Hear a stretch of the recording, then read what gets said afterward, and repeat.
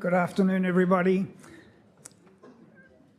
I acknowledge the traditional owners and custodians of the land on which we meet, the Wurundjeri people of the Kulin Nation, and I pay my respects to their elders past and present. Today's speaker is Tony Burgess. Tony took his PhD in 1972 with Sid Leach, that doyen of protein chemists across the road at the University of Melbourne. Tony then went to the Weizmann for 3 years for a postdoc before coming back to work in Don's cancer research unit here at the Institute. In 1977, Tony was made a lab head, and even after he became the director of the Ludwig Institute in 1980, he continued to work closely with Don and all the people around him in those early and heady days of the colony stimulating factors.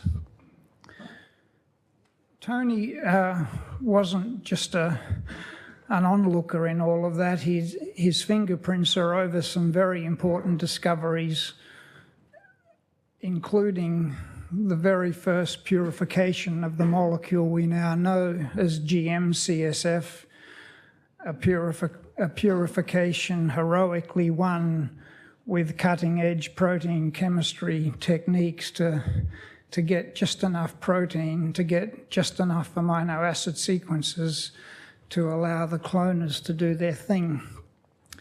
In 1980, with Don, Tony published the discovery of G-CSF, and a few years later with Francesca Walker, he described the first growth factor the first receptor for a hematopoietic growth factor. During the time he was the director of the Ludwig Institute, Tony was widely and highly regarded as a selfless scientist and held in special regard for his generosity to other scientists, even to some who would have considered themselves his competitors. I think it was partly this sense of community that he engendered in all those around him that saw him on the receiving end of telephone calls particularly from the state government when they were trying to establish new initiatives.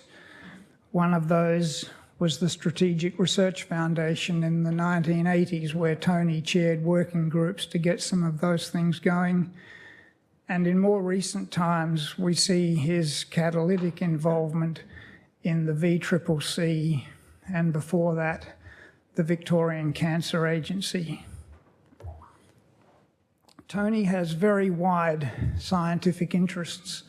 One of his first papers is entitled Protein Structure and Enzyme Function. Can Quantum Theory Help?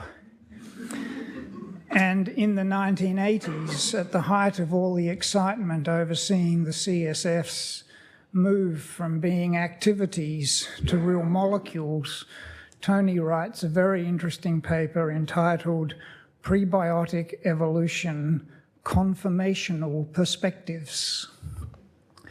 And if you're interested in dark matter and the rate of expansion of the universe, and Brian Schmidt won't return your phone calls, then pop up and have a chat to Tony on the 7th floor. Back in 2000, there was a memorable day when Suzanne signed 16 letters for new people to come to WEHI to form the nucleus of the structural biology division. And this morning I asked Doug how many such letters he'd signed in 2012 when the Ludwig cohort joined the Institute. Doug, a man not given to superlatives, but clearly one suffering from writer's cramp, said with conviction, thousands. I'm delighted that among those thousands was Tony Burgess, to have him now as a colleague and to welcome him to talk to us today about colon cancer.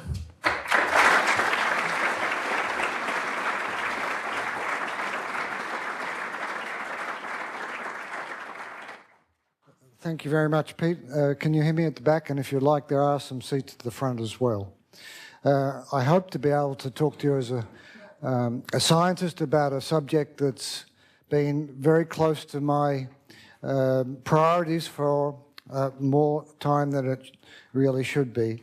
Can we improve the treatment of colon cancer, the outcome for patients? And what I want to do today is to give you an overview of some of the work of our group that in the past and that it's ongoing, in which we're trying to understand it to a level where we can use small molecules, antibodies, anything that comes our way to improve the treatment.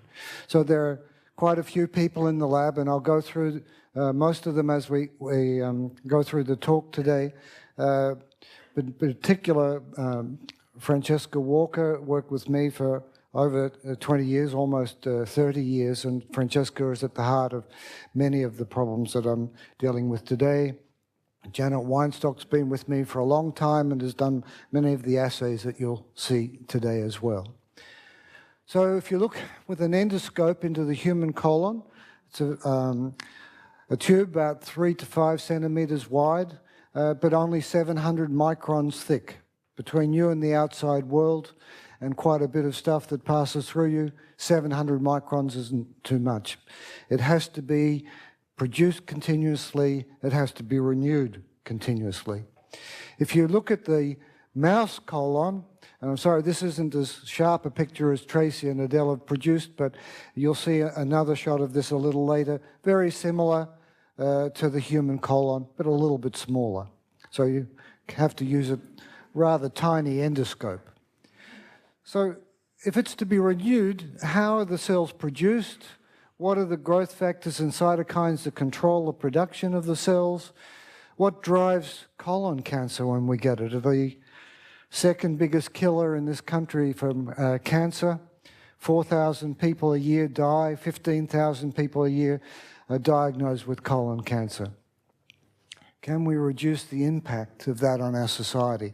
And it's well over $1 billion a year that Australia alone pays, and it's a cancer that's increasing throughout the world, and particularly now through Asia.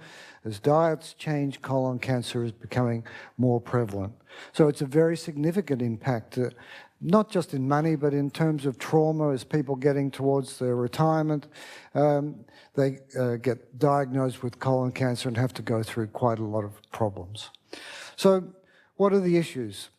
Well, I said that that 1 millimeter of tissue has to be produced all the time, and I think we'll all recognize that we've got a lot of red blood cells, and they don't just circulate forever. Mostly they last for about 100 days, but they've got to be produced about 3 million per second, and every week we make about 100 grams of red blood cells.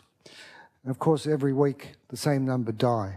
Otherwise, we would not reach equilibrium. And it's a similar situation in the white blood cells. If we look at these neutrophils, sorry, I went a bit fast there. We're making about 3 million of those a second. They only last 3 days or less, probably much less in the circulation, but probably longer in the tissues. Again, we make about 400 grams of those a week, a significant contributor to our turnover of proteins. And it's similar in the intestine. There are not as many cells in the intestine, as you can see, about 17 billion of them in the small intestine. A lot of those are in the villi, and then down the bottom of the villi you can see these small crypts where a lot of the cell production takes place. All the cells on the villi are living, but they're not dividing anymore. And again, we make about 200,000 per second of those cells, but they're much, much bigger than blood cells. So it turns out we make about 700 grams of the small intestinal cells. In the colon, where we get cancer, we're only getting about 0.04 trillion cells, 0.04 million cells a second, and about 200 grams of colon cells a week. We don't get any cancers of the small intestine. They all occur in the colon. And you can see the colon consists of a beautiful array of crypts. Down the bottom of these crypts are the stem cells.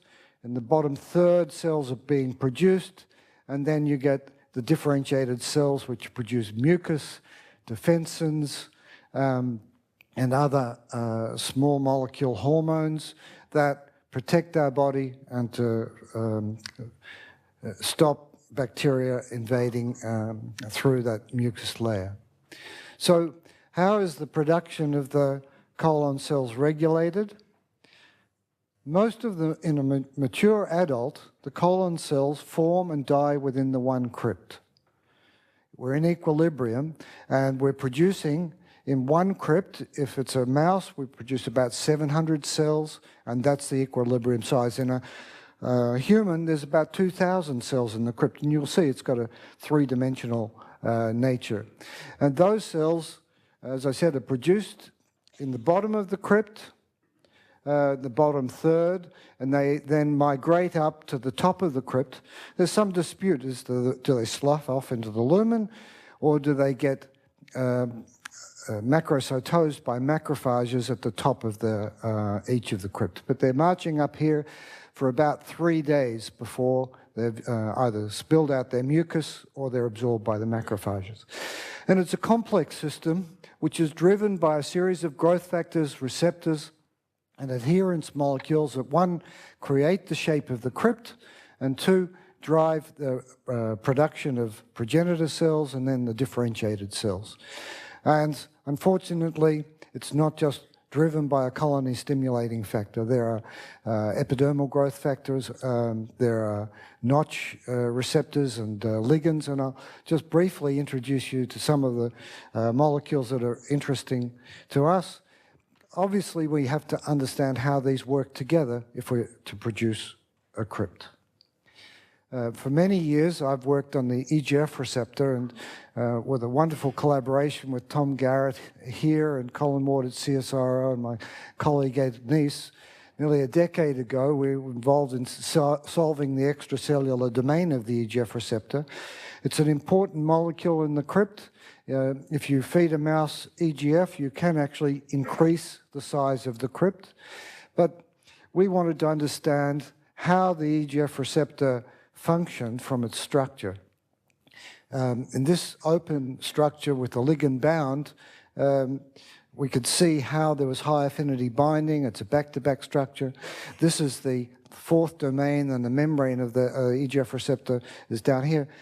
But there's still a very major dispute on how is it when ligand binds that this receptor activates the internal kinase.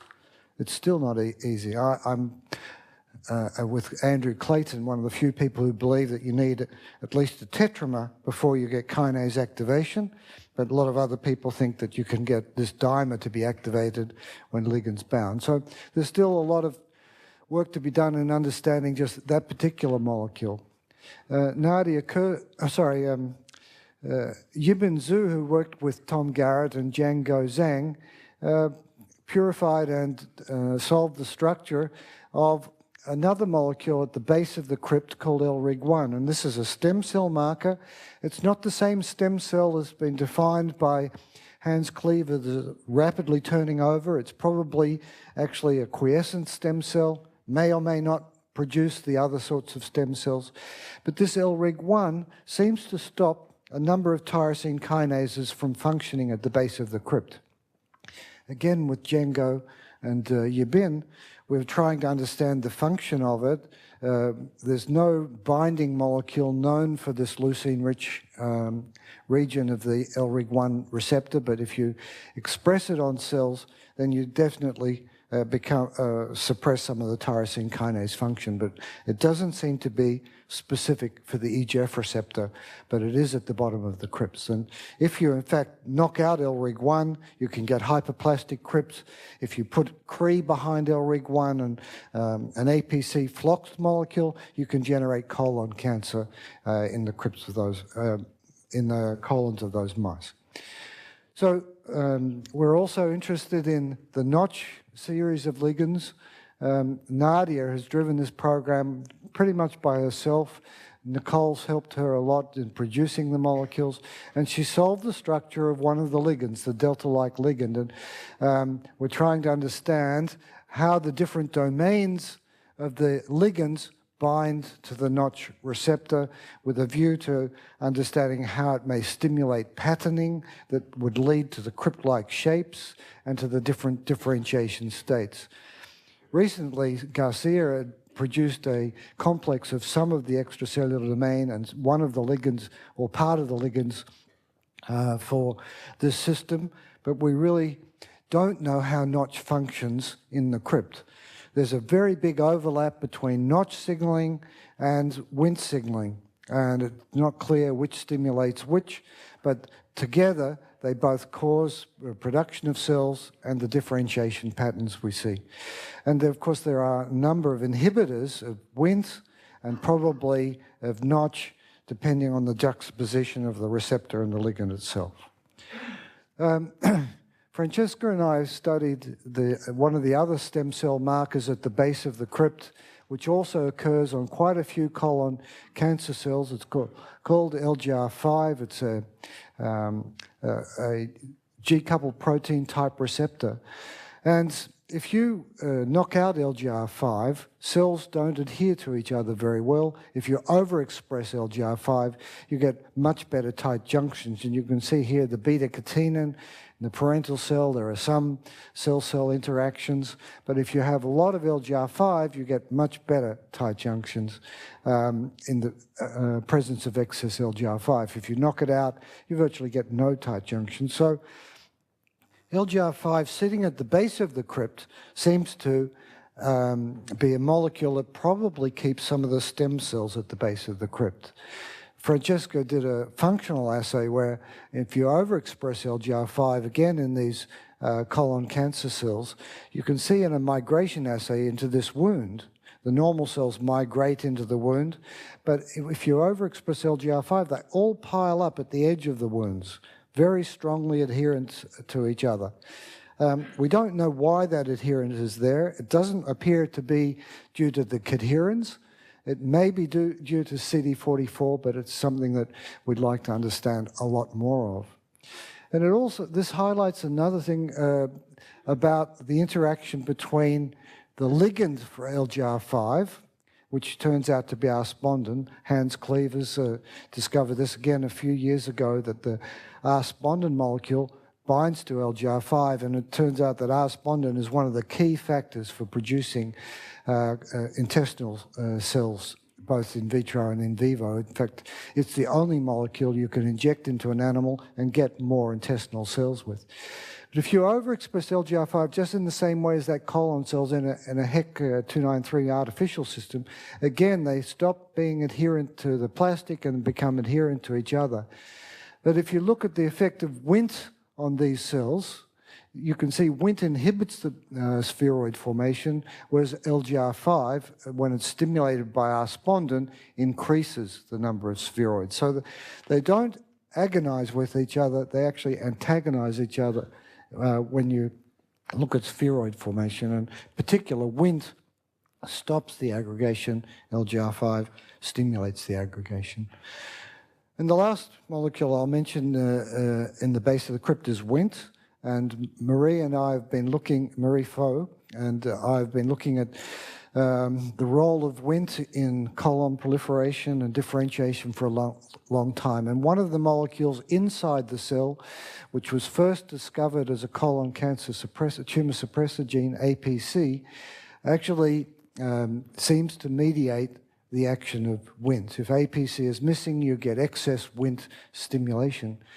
But Marie found many years ago that the APC molecule is out on the filopodia of cells. These are actually MDCK cells, not colon cells, but it's true of all migrating cells that you see the APC molecule that's controlling Wnt signaling out on the filopodia of the migrating cell.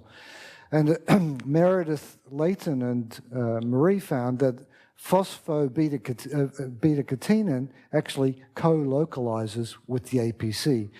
And APC and the beta-catenin supposedly form a complex that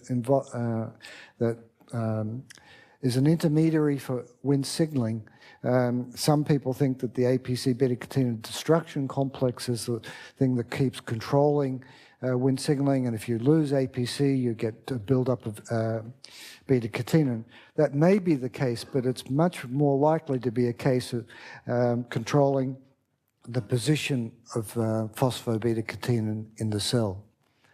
So I wanted to come back now to look at the colon cancer cell biology. I'm going to spend much of the talk about crypt biology and not too much on the further on the molecular effects. As I said, the growth factors affect the production of cells from the base of the crypt, and they migrate up to the top of the crypt.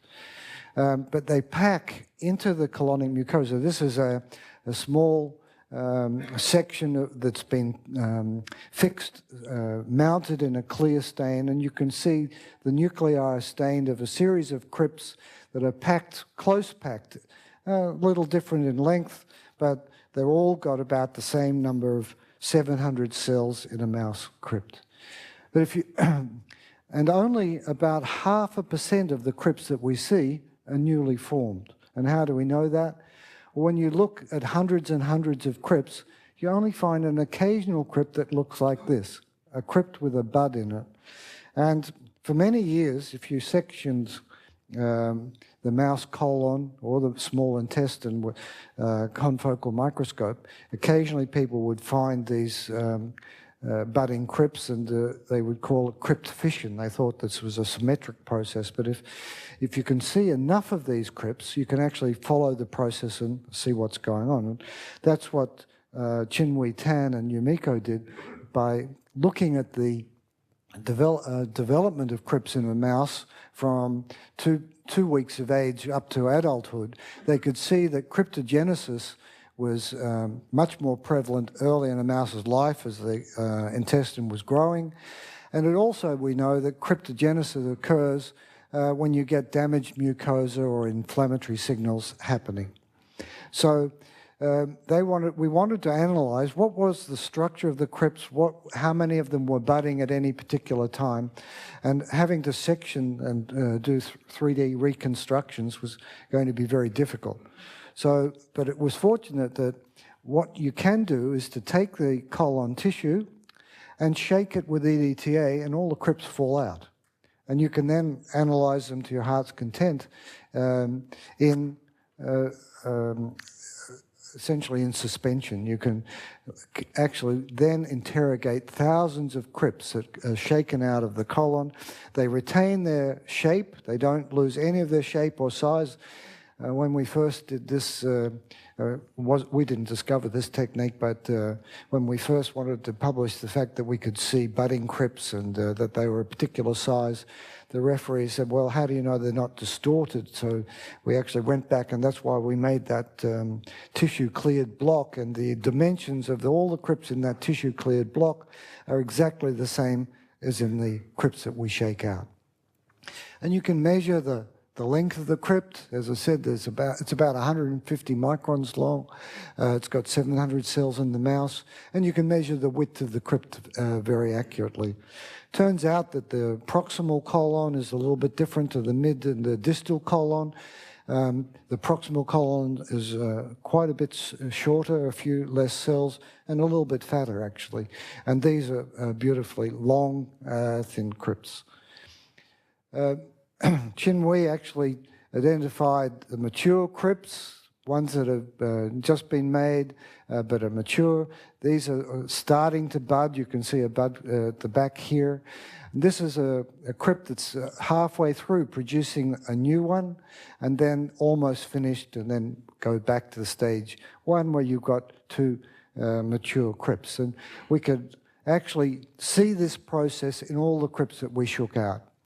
And if you look at, as I said, these young mice, almost 30% of the crypts are budding at any one time, depending on whether you're looking at the proximal or distal. Between 20 and 30% of the crypts are budding.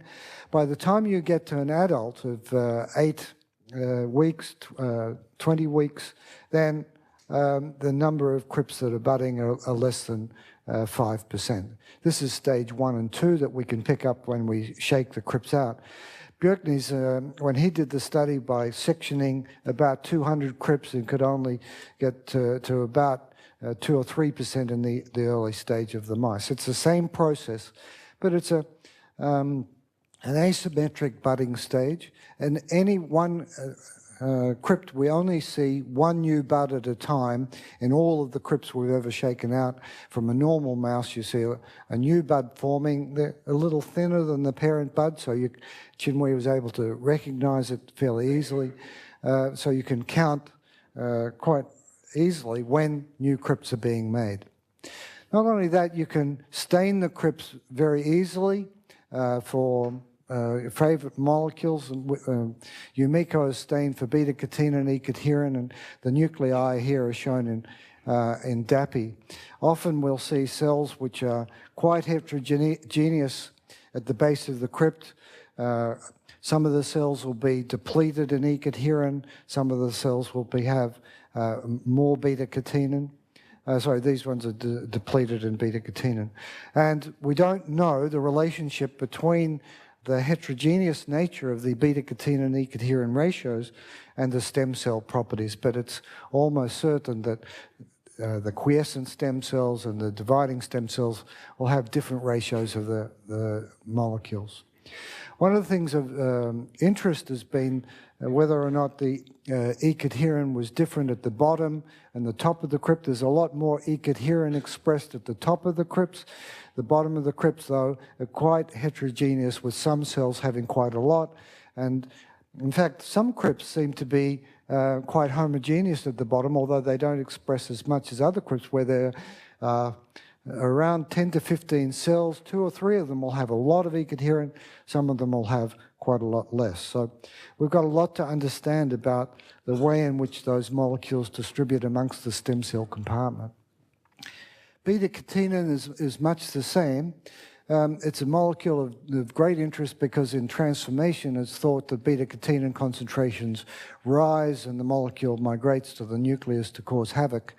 Well, some does go to the nucleus, but most of it stays on the membrane, whether it's a cancerous cell, a precancerous cell, or a normal cell. And you can see here the levels of membrane beta-catenin are much higher than the nuclear beta-catenin, although at the bottom of the crypt there is more nuclear beta-catenin than at the top of the crypt. And this may be a characteristic of Wnt signaling at the bottom, more Wnt signaling at the bottom of the crypt, although we don't know that that's the reason for it. So the growth factors decide and the molecules decide on the location of the stem cells, the location of the proliferative zone, and the migration of the cells.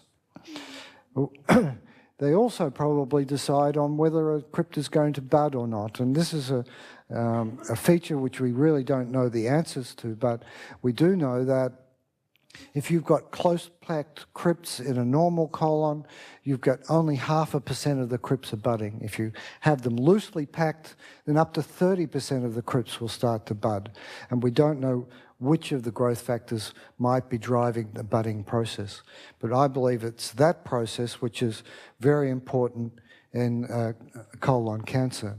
This is one of Chinwe's reconstructions of a crypt, and you can see here that at the site of budding, that there's a lot more beta-catenin than E-cadherin, and we believe that the initiation of the budding site occurs when you get a depletion of the E-cadherin that stops the close adhesion into the stem cell compartment, and a new stem cell can bud out.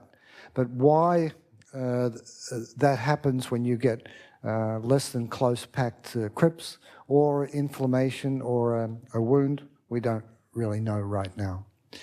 And that drove us to one of the other sets of experiments was if we could produce these crypts in vitro, maybe we could study the budding process, maybe we can study the growth factors that are needed. And I've worked on colon cancer for longer than most of you people would care to remember. But Bob Whitehead tried to grow crypts 30 years ago, and we really couldn't do it. But about 5 years ago, Hans Cleavers and Tatsuro Sato were able to grow small intestinal crypts. And when Kelvin Yip joined our lab, and Yumiko and Chinwe collaborated together, we started to grow the small intestinal crypts. And what Cleavers and Sato found were that you needed arspondin, EGF. They also added noggin, jagged, and it was assumed that there was enough Wnt there because in the small intestine there's a cell at the base of the crypt called a Paneth cell that makes tons of Wnt.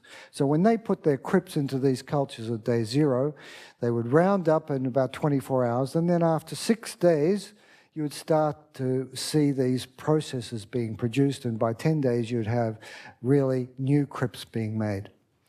When you do the same thing with the colon crypts, you get structures lasting for about 5 or 6 days, but all the cells die. Even if you put arspondin, EGF, noggin, jagged in, if you embed them in the matrigel cultures, they're pretty much all dead by 5 or 6 days. Even if you add Wnt, if you embed these crypts in the cultures, they don't form really any new crypts. And I'll qualify that in a minute.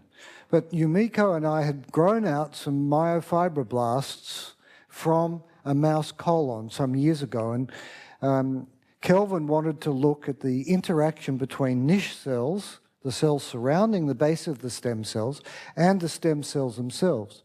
And he took out the myofibroblasts and grew them as a feeder layer for our colonic crypts. And you can see here's cells, crypt cells stimulated by the feeder layer, and these are the crypt-only cultures. These are the matrigel cultures. They've got everything that Sato and Cleavers, the arspondin, the EGF, plus Wnt3A.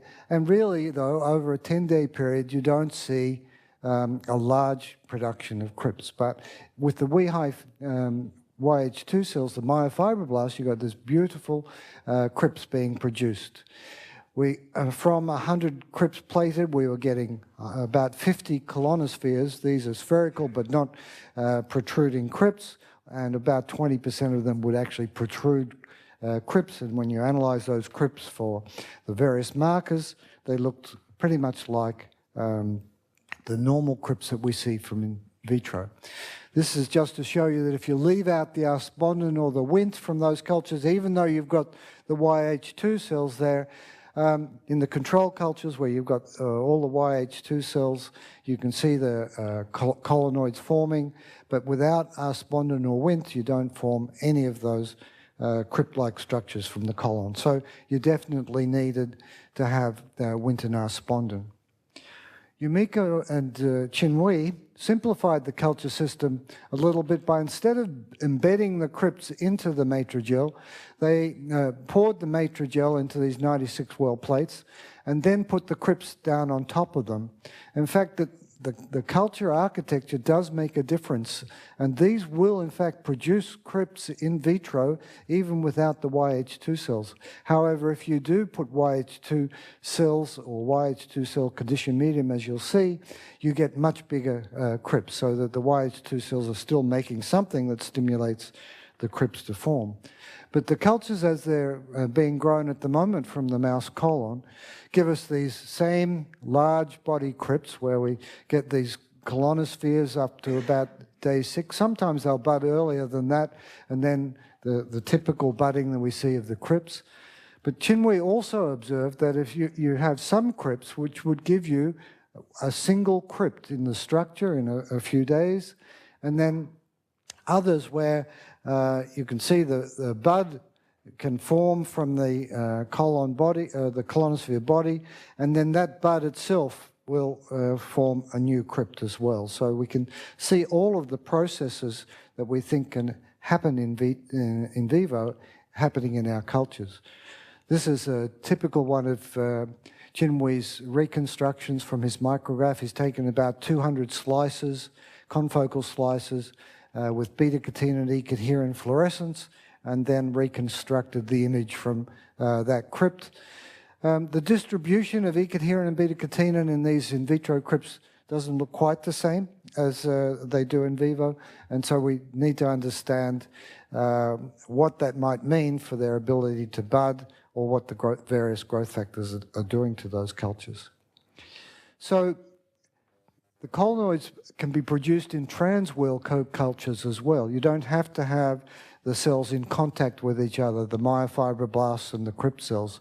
So if you plate crypts in the transwell and then you have nothing underneath them, you really don't get any intestinal colonic crypts formed. If you put YH2 cells underneath, you get really nice crypts forming in the transwells.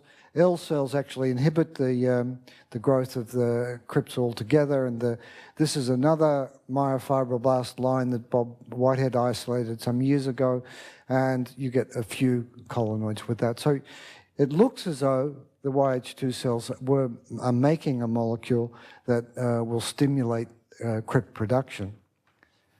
And Kelvin actually took the YH2 cells and made conditioned medium from it, and then concentrated over ultrafiltration membrane, and then titrated out the conditioned medium. And you can see we could get the colloids forming, the colonospheres forming in the cultures without any feeder layer. And this conditioned medium stimulates the production of the crypts just fine. This all happened late last year when Kelvin was finishing his thesis.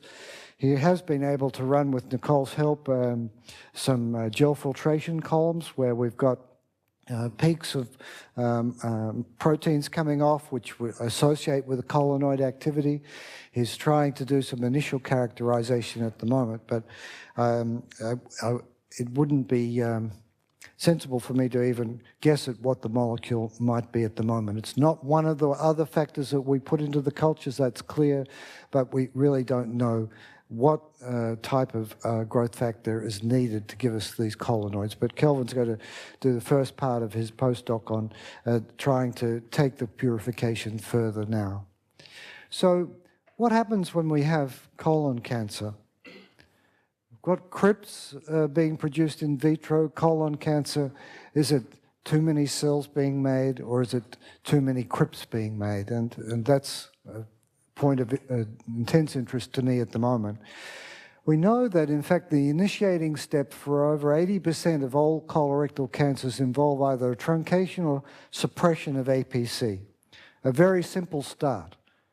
And you'll see that that leads to adenomas, and those adenomas will eventually turn into colon cancer when you get either an oncogenic mutation such as KRAS, BRAF, PI3 kinase, or one of the SMADs. And Oliver Sieber has documented the frequency of these types of mutations and the positions of the APC mutations in many primary cancers.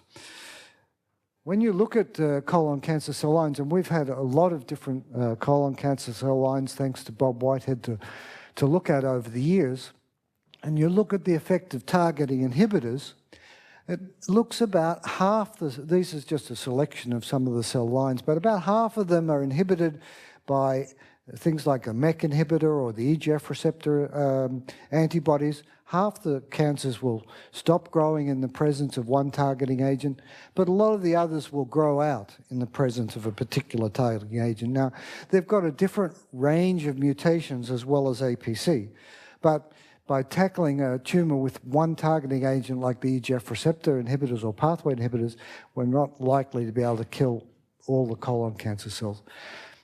PI3 kinase inhibitors actually do inhibit more of our colon cancers, although there's quite a difference in the potency for some of the cell lines than others, and it's a difference if you've got mutations or you don't have mutations. But it seems to be more potent, but of course it will also inhibit a lot more other tissues. So targeting via that is, again, not so straightforward. If you take Wnt inhibitors, I told you that if you have a truncated APC, which is or suppressed in about 80% of the lines, that inhibiting the Wnt system, you do inhibit, again, about half the colon cell lines we've got. But then the other half sit there and are not killed at all by Wnt inhibitors. So we've been interested to say, well, if we did reverse the effects of the APC mutation, can we get the cells to revert? Can we get them to die by themselves? And again, some years ago, Marie did an experiment with one of our colon cancer cell lines, SW480, which has got 2 copies of the APC truncated, and she put APC back into those cells. That stops them growing as a tumour cell, and it also restores the E-cadherin function. Not only do you express it, it goes to the membrane, the cells become adherent. It also reduces the nuclear beta-catenin concentrations very dramatically. So these cells, even though they've got a whole lot of other mutations, if you restore the function of APC, then you can in fact get them to revert to a more normal phenotype. Lauren King has spent her postdoc setting up a screen to saying, well, if we can get E-cadherin to come back with APC, are there other ways which we could restore normal functions to colon cancer cells like SW480? And together with Kaylin Simpson at the Peter Mac and with the help of Cameron Knowles, Lauren drove essentially by herself this 20,000 member siRNA screen onto SW480 cells. After transfection, then she would then image all of the cultures to look to see whether or not we could restore E-cadherin or suppress beta-catenin in those cells. And in fact, this is one of our control RNAs, ZEB, which suppresses E-cadherin. If you suppress ZEB, then you can actually restore E-cadherin expression and membrane localization. The MOCs don't give you very much at all. There's occasionally background in the SW480 cells. And she screened all of those RNAs and found about 30 different RNAs that would in fact restore E-cadherin in the SW480 cells. And a lot of these molecules control the turnover of E-cadherin either through endocytosis, ubiquitinylation, or protease degradation. So, in fact, Lauren is now trying to validate the activity of these on SW480 cells and see whether or not by inhibiting these molecules we can get the colon cells to be more sensitive to other drugs. So the colon cancer cell lines, about half of them seem to respond to one or more drugs. We decided to look at combinations of effectors, inhibitors on the cells, and Paola, Corona, and Francesca set up a screen where we took about 8 different anti-cancer drugs and then put them in pairwise combinations with the same 8. So we had about 30 to 50 different combinations of drugs. And Paola looked at the effects of these 2 drug combinations on the ability of the 2 drugs to kill the cells in these hanging drop assays. If you work the assays on plastic, you don't get the same effects as you're likely to see when you come to xenografts. If you do them in hanging drops, where the cells can become colonospheres, you get much more representative effects of the drugs on the cells. And Paola's first results showed that we got 2 combinations of drugs that killed our colon cells effectively. These were pyraviniums, which inhibit Wnt, and the ABT molecules, which stimulate cell death in a stressed cell. And you can see when you put them together that the 2 molecules together, the ABT plus the pyravinium, give you better killing at low concentrations of the pyravinium than the pyravinium by itself or the ABT by itself. And we've done about 8 different colon lines. This is a result actually of Powell's and Janet Weinstein's got the same result where, again, we get much better killing of these cells at low pyravinium concentrations when we put it together with ABT. So we think that this type of combination could target quite a number of colon cells which have APC mutations. If you've got a beta-catenin mutation, which are reasonably rare, this combination doesn't work at all. But if you've got something like the 80% of colon cancers that have an APC mutation, putting these together seems to be a good option for trying to improve the treatment of colon cancer cells. Paola went on to look at this in an in vivo model with a xenograft, the same cells, and again, the combination of the Pyravinium and the pro-apoptotic molecule killed the cells very effectively. I don't know why it didn't occur to us at the start of these experiments, but it seems as though maybe it should be easier to kill adenoma cells, and there are a whole lot of reasons why you might not think to try to kill adenoma cells, but the two drugs I just showed you are already in the clinic, and one of them was used for many years as an anti-worming agent and is not toxic at all. So it comes to think, well, maybe the same thing should work on killing adenoma cells. And adenomas are uniformly APC truncated cells. This is the colonoscopy that I showed you at the beginning from the mouse that Tracy and Adele have done on one of the min mice that's in our colony. And Marie and Janet are now getting a colony of these mice. And if you look down the colon of the mice, when they start to get sick, you start to see these sort of structures. And this is a large adenoma that occurs in the colon of these mice. They also get adenomas in the small intestine, and they get a lot of bleeding. But some humans get the same types of polyps or adenomas, and they can last for 10 to 15 years before they become cancerous. So if we could treat the adenomas with drugs which are not going to affect the normal mucosa, maybe we can remove those. So why is it that we get adenomas? I think probably it's a simple fact that adenomas in the mouse produce lots of budding crypts in every crypt, so they no longer can pack properly together, and they bubble up from the mucosa. They don't form proper arrays of crypts anymore.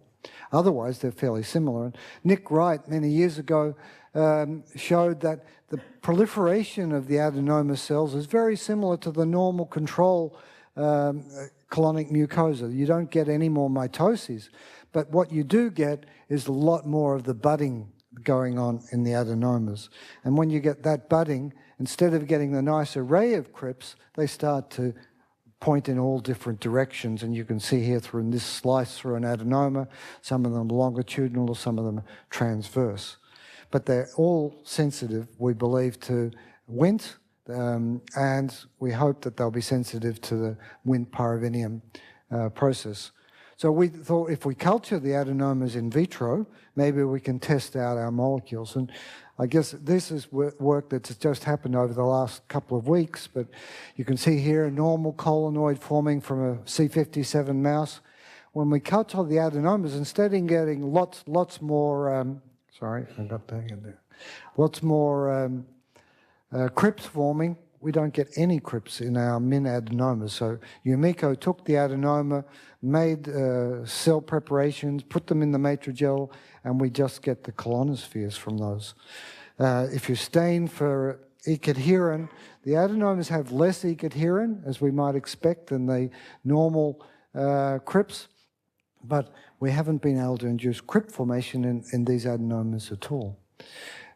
Marie and Chinwei and Yumiko took some APC flox mice and treated them with adenocre. And you can see here some of the cells that have got the adenocre.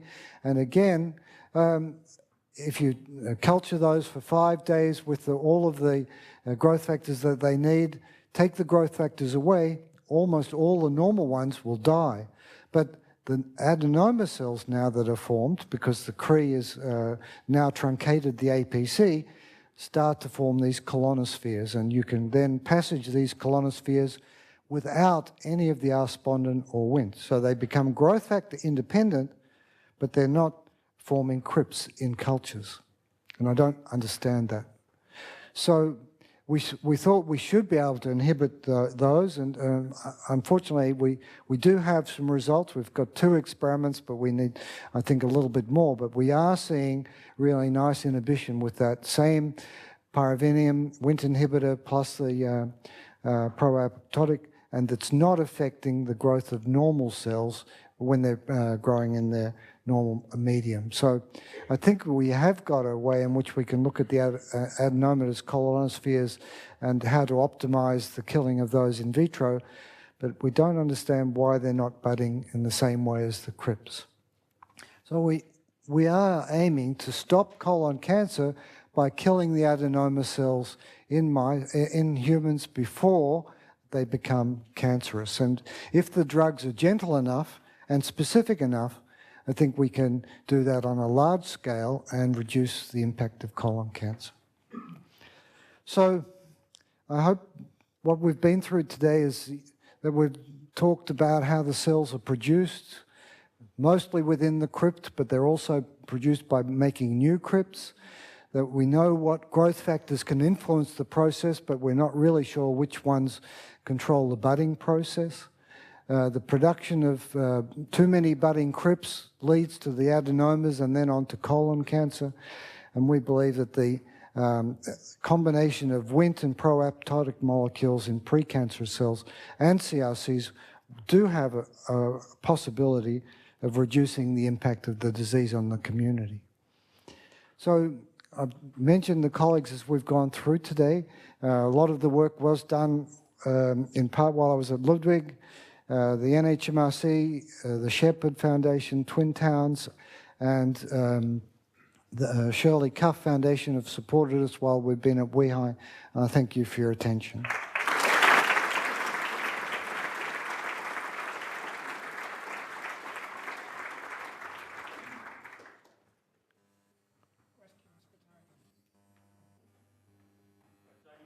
From Melbourne across the road, that was just absolutely wonderful.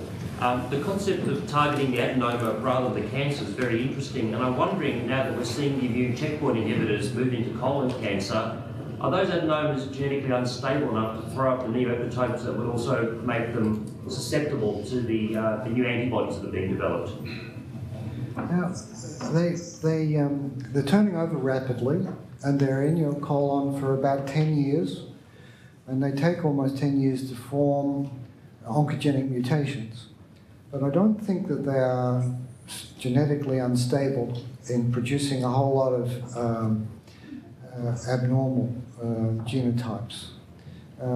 Oliver might have, if you talk to Oliver later, but looking at adenomas, they seem to have APC mutations and not much else for that time. Gradually RAS appears, but the other genes look pretty similar. So it's not until you go to the oncogenic phase you start to generate lots of neoantigens, I think. As you said at the very beginning, colon cancer is common, but small intestinal cancer is uncommon, and yet there are similarities in structure, and in your min mice, APC truncations cause the same kind of adenomas up the intestine and down. Can you learn anything from those about why cancer forms in one place and not another? Probably you can, but I don't think I can. The only thing that one can assume is that some of the initial mutagens that lead to the truncation of APC require certain fermentation products. And maybe in the small intestine and the colon, the fermentation is different enough, the bacteria are different enough that you're getting a different mutagenic load in the colon, the small intestine. I mean, the cell biology looks very similar between the two. So I think it's the different fermentation between the mice and humans. Clearly you get APC mutations actually being generated in the small intestine of mice, but you don't see them in humans. So maybe they've got a different fermentation in the mice than we have. But we don't really know why the fermentation products would induce the APC mutation. But I think there have been a number of studies. There are mutagens there. We don't know what the most common mutagenic foods or bacteria might be, but they certainly can have a difference in the two places. Suzanne. Tony, the combination therapy for adenomas in vitro looks very encouraging. Can you go straight to them in mouse and treat the mice and see what happens? Yes, you can, except min mice get small intestinal cancers rather than colon cancers, and we really do want to treat colon cancers. So with T. Ernst, he's got a number of models actually, where in one of those models we thought we'd get colon cancer. Breeding mice isn't so easy as solving a molecular structure. I don't know whether you found that, but we do have min mice, and it turns out our min mice, which we got from Warren Alexander, get colon cancer, as well as small intestinal cancers. And so after waiting about 6 months or more, Marie and Miko found that these mice are getting sick from colon cancer. So we are getting a few mice through, and we have started to treat them. Have we started to treat them yet, Janet? Soon? So we're going to treat min mice. About 2 years ago, it was published that if you take another stem cell model, stem cells where you drive Cree by Dickel, that you could get colon cancers if you treat the mice with an inflammatory agent. If you don't treat them with an inflammatory agent, they don't get any cancers. But if you give them DSS, they get colon cancers. And so we're, Michael Booker and Tees have grown those mice for us, and they're coming through the system now, and we should be able to treat those mice over the next couple of weeks. So Tracy and Adele will be monitoring the effects of the drugs on the mice in vitro. I should add that if those experiments work, and I really do think they will work, the individual agents have been tried, actually, and they do work a bit, they do. So the two of them together, which if I'm right, will get a really nice effect. We have a gastroenterologist, Gregor Brown, who's quite happy for us to try the same things with adenomas from patients in our laboratory. If it works in the laboratory, he will also set up trials for us on adenoma patients. And the molecules, as I say, have both been in the clinic, so there's an opportunity to fast track the notion of killing the adenomas. Yes. Last question. I was just wondering, in the crypt budding system, do you see any stem cells at the front of the budding crypt? And if not, how do you see the dynamics happen? Is it a stem cell that moves from the bottom of the original one to the new one, or do you have any feel for that? Yeah, so I don't know whether it's a quiescent stem cell or whether it's the LGR5 cells that cause the budding. I mean, the LGR5 cells in normal mucosa are turning over rapidly, but not many of them are budding. So I suspect, in fact, it's going to be the LRIG1 or the Dickel, or maybe another quiescent stem cell that's activated, and that actually leads to the bud, leads to more LGR5 positive cells, and then the production of the new crypt. We have got some evidence that there is LRIG1 at the sites of budding, but really our molecular analysis of the buds hasn't been very successful. We need to decide that. But I think the fact that the normal mucosa has got such a small amount of budding but very active LGR5 suggests that it's probably one of the other stem cells that are initiating the bud, but then they probably make a whole lot of LGR5 positive cells from the initial ones. Yeah. Time's gotten away from us. Let's thank Tony for a